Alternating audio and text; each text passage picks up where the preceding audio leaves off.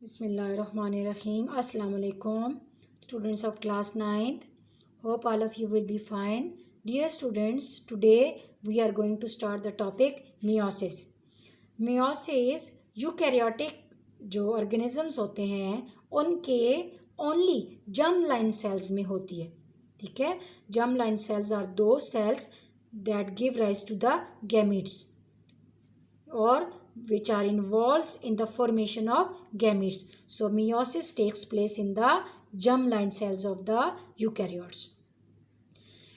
While as far as the definition of meiosis is concerned, in the process of meiosis, single cell, which is the parent cell, it is divided after going through the meiosis into the four daughter cells. We will see at the end of the meiosis, four daughter cells will be produced. The parent cells, which are diploid, that is contains the diploid number of chromosomes, that is chromosomes are in the form of pair, will give rise to the daughter cells which are haploid. In haploid cells, the chromosomes are not in the form of pair. So, as a result of meiosis, one cell divides into four cells and diploid cells give rise to the haploid cells. The first of all, the meiosis was discovered in 1876 by a German biologist whose name was Oscar Hartwig. Similar to the mitosis in meiosis, before meiosis, the preparation of meiosis takes place in the cell. And the preparation of meiosis is known as interphase. And this interphase of meiosis is similar to the interphase of mitosis. In the interphase of meiosis is divided into G1 phase, S phase and G2 phase. In the G1 phase, the cell increases its supply of protein. It increases the number of organelles like mitochondria, Golgi apparatus, etc. And it also synthesizes the enzymes which are required in the next phase. So, as a result of all these steps in the G1 phase, the size of the cell also increases. In the next phase of interphase is called as S phase, synthesis phase, in which the chromosomes duplicates.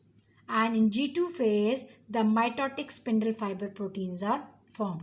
So, when the cell prepare itself going through these three phases for the meiosis, the process of meiosis starts.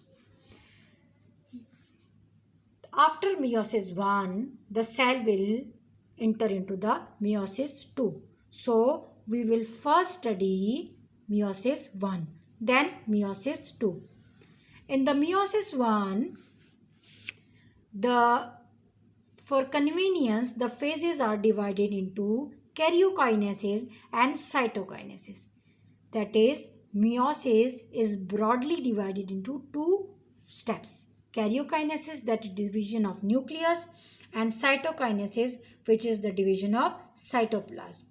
The division of nucleus is further divided into the prophase 1, metaphase 1, anaphase 1, telophase 1. It will be called as 111 because these are the steps of meiosis 1.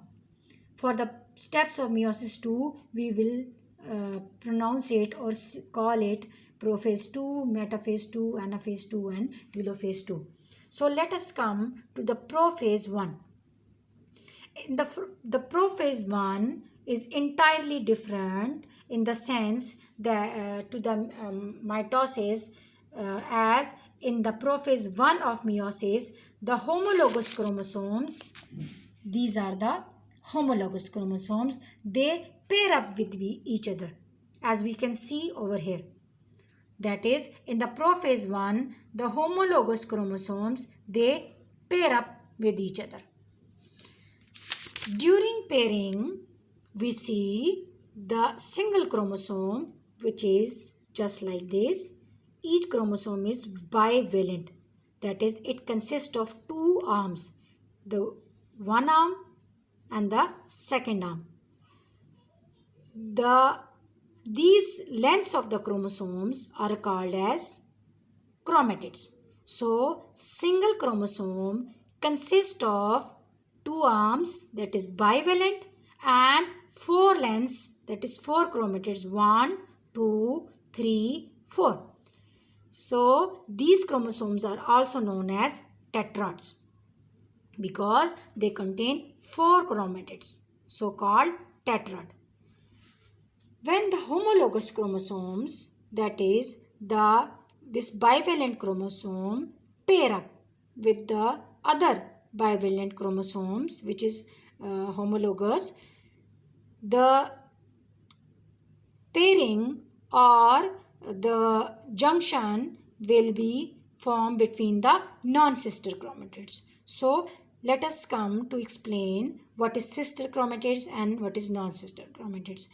The single chromosome, which is consisting of four chromatids and which is bivalent. Now these bivalent, the first length of arm is sister chromatid, to the other length.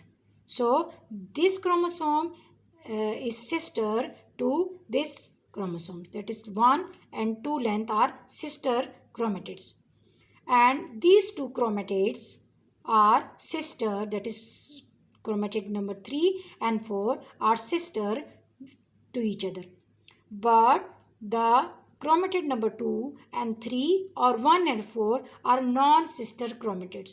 So in the prophase 1, when homologous chromosomes pair with each other, the pairing will form between the non-sister chromatids, that is between this red length and the blue length. This pairing is known as synapsis. As a result of synapsis, a junction between these non-sister chromatids will be formed, which is known as chiasmata formation. As a result of chiasmata formation, when these chromosomes will separate from one another, they will exchange their segments.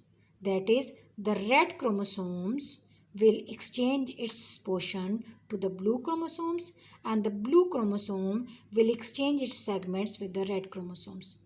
So we can see that over here this chromosome is different from the red chromosome because it has this genetic portion different, and the blue chromosome is different from this chromosome because it has this red portion slightly different from the entire blue chromosome. So as a result of the chiasmata formation, we see the exchange of segments, which is called as crossing over. This exchange of segments changes the genetic makeup of the chromosome. The genetic makeup over here was different, and in this chromosome, due to exchange of this portion is different in this chromosomes, so the properties of the daughter cells will be different due to the different genetic makeup from the original cell. So we can say that the recombination of genetic information takes place as a result of crossing over. Now after this, the crossing over, the prophase 1 will proceed further, and further the nuclear envelope will be disappear.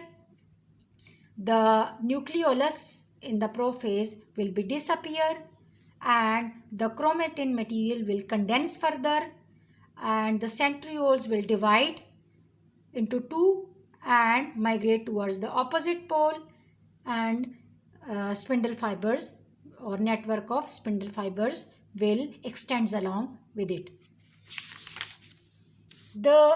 At the end of the anaphase 1, we see that two kinetochore spindle fibers from the opposite pole.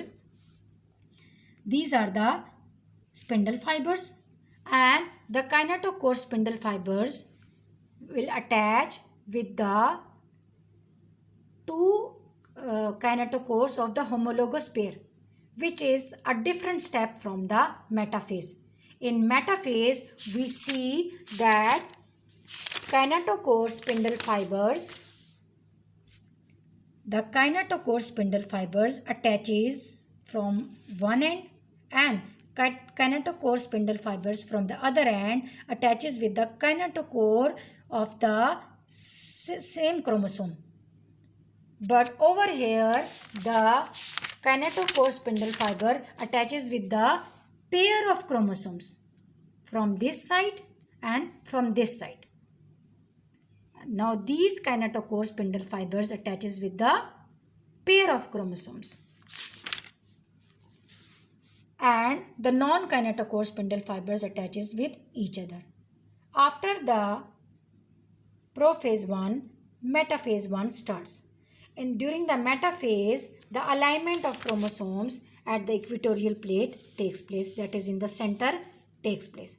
So at the end of prophase 1, we see the chromosomes homologous pair up, they exchange their segments, the nuclear envelope is disappeared, nucleoli is disappeared, centriole is divided into two, and mitotic spindle fibers are formed, and the kinetochore spindle fibers attaches with the kinetochore of the homologous chromosomes. In metaphase, simply these chromosomes pair up at the equatorial plate.